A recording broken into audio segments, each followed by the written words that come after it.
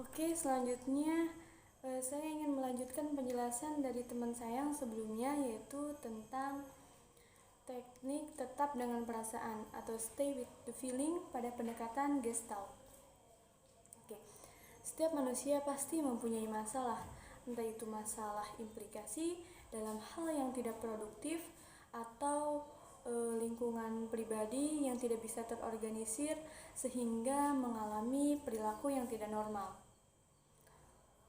Setiap masalah pasti mempunyai solusi.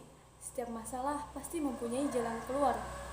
Nah, jika Anda sudah berusaha untuk menyelesaikan masalah itu sendiri, tetapi Anda tidak bisa menyelesaikan masalah itu, maka Anda disarankan untuk melakukan proses konseling.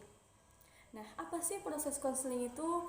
Proses konseling adalah pemberian bantuan oleh seseorang ahli atau yang disebut juga dengan konselor kepada individu yang mengalami masalah atau yang disebut juga dengan konseli yang bermuara pada teratasinya suatu masalah yang dihadapi oleh klien.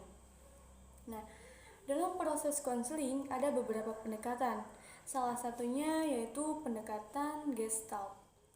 Pendekatan Gestalt adalah terapi humanistik eksistensial yang berlandaskan premis bahwa individu harus menemukan caranya sendiri dalam hidup dan menerima tanggung jawab pribadi jika individu ingin mencapai tingkat kedewasaan. Nah, dalam pendekatan Gestalt ada beberapa teknik, yaitu teknik pembalikan, teknik tetap dengan perasaan, teknik latihan bertanggung jawab, dan teknik bermain dialog. Dan saya hanya ingin menjelaskan artikel saya tentang tetap dengan perasaan atau stay with the feeling. Sebagian besar konseli sering melarikan diri dari perasaan yang tidak menyenangkan dan menghindari situasi yang mengarah pada perasaan yang tidak menyenangkan. Nah, dalam teknik ini, konselor meminta konseli untuk tetap dengan perasaan yang tidak menyenangkan dan merasakan selama proses konseling. Dan konselor mendorong konseli untuk melakukan kegiatan yang cenderung dihindarinya dengan menghadapi, mengkonfrontasi, dan perasaan tidak menyenangkan bukan hanya untuk menjadi pribadi yang lebih berani, tetapi juga untuk meningkatkan keyakinan untuk mengatasi suatu masalah. Hal ini karena konseli lebih membuka diri dan sudah menemukan jalan yang lebih positif lagi. Contohnya tentang putus cinta.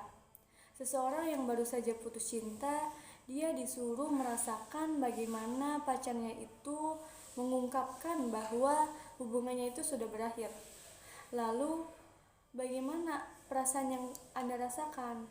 Nah, jadi ketika Anda berkonseling dan menggunakan teknik tetap dengan perasaan atau stay with the feeling, maka Anda mengundang lagi rasa sakit yang pernah Anda rasakan sehingga nanti Anda menyatakan bahwa sudah waktunya rasa sakit itu hilang dan sudah waktunya kita menemukan jalan yang lebih positif lagi apa yang harus kita lakukan untuk kedepannya. Mungkin cukup sekian penjelasan dari saya. Selanjutnya akan dilanjutkan oleh teman saya selanjutnya. Terima kasih.